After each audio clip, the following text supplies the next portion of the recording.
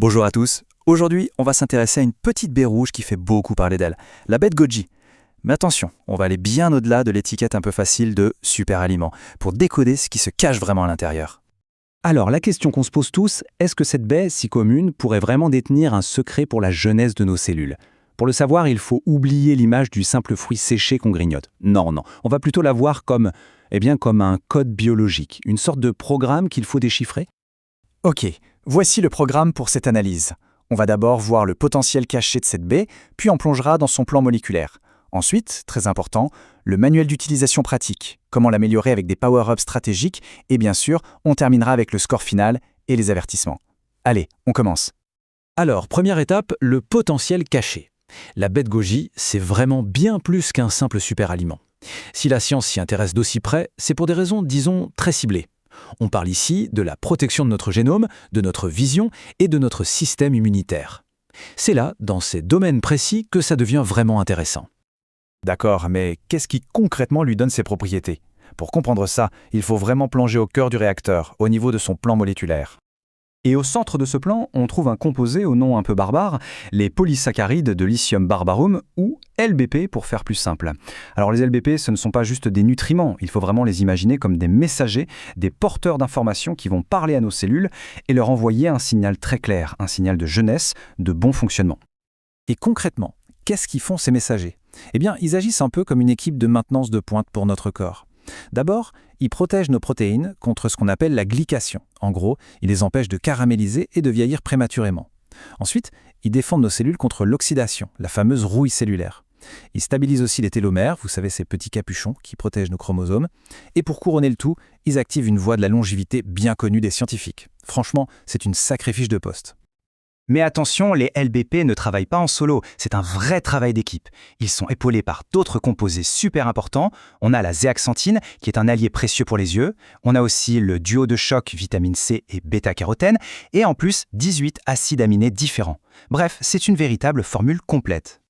Bon, maintenant qu'on a vu la théorie, passons à ce que nous intéresse le plus, la pratique. Comment est-ce qu'on utilise ça pour en tirer un maximum de bénéfices?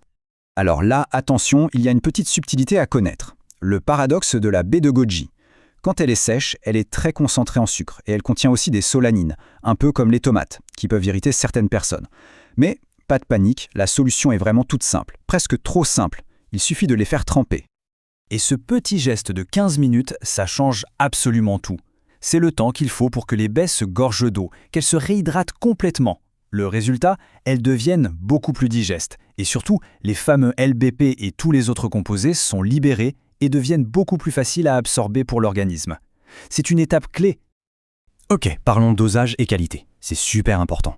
Pour la portion, on vise environ 20 grammes par jour pour un effet thérapeutique. Au niveau de la qualité, un bon signe, c'est quand elles sont souples, pas dures comme des petits cailloux, et qu'elles ont une belle couleur rouge vif. Et un point sur lequel il ne faut pas transiger, le bio.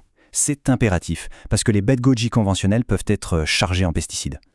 Et quand les consommer? C'est une bonne question. Le meilleur moment, c'est le matin ou en milieu d'après-midi. Pourquoi?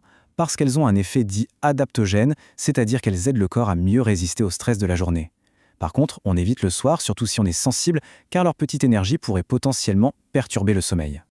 Allez, on passe au niveau supérieur. Maintenant qu'on a les bases, comment est-ce qu'on peut amplifier les effets de ces baies? Comment créer de vraies synergies régénératives? La réponse, c'est les associations intelligentes. Premier power-up, la boucle antioxydante. C'est un grand classique, mais c'est redoutablement efficace.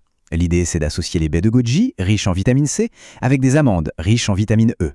Ce qui se passe, c'est que la vitamine E va neutraliser un attaquant, un radical libre, et la vitamine C va venir la réparer, la régénérer pour qu'elle puisse retourner au combat. C'est un cycle de protection qui tourne en boucle. Vraiment malin. Il y a d'autres alliances qui fonctionnent très très bien. Par exemple, avec un yaourt ou du kéfir.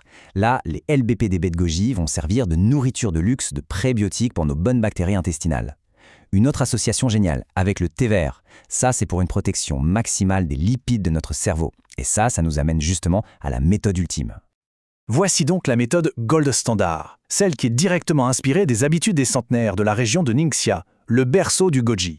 C'est d'une simplicité enfantine. On prépare un thé vert, on le laisse refroidir un peu, très important, pas d'eau bouillante, et on y infuse directement les baies de goji. On attend 5 minutes, et voilà. On a tout, la réhydratation, la synergie avec le thé et la tradition. C'est le top. Bon, on arrive à la fin de notre décryptage, c'est le moment de faire le bilan, de donner notre score final et surtout d'aborder les points de vigilance qui sont absolument cruciaux. Et juste avant de donner le score, un message important. Vraiment, écoutez bien ce qui suit, c'est une question de sécurité. Il y a 2 drapeaux rouges à connaître absolument. Le premier, et c'est une interaction majeure, si une personne prend des médicaments anticoagulants, comme la warfarine, il faut éviter le goji. Ça peut amplifier l'effet du médicament. C'est très important. Deuxième point, les allergies. Si on est allergique à la famille des solanacées, c'est-à-dire les tomates, les poivrons, les aubergines, alors on ne consomme pas de baie de goji. Dans le doute, on s'abstient toujours. Le verdict final tombe et c'est un excellent 4.7 sur 5. C'est une note vraiment très élevée.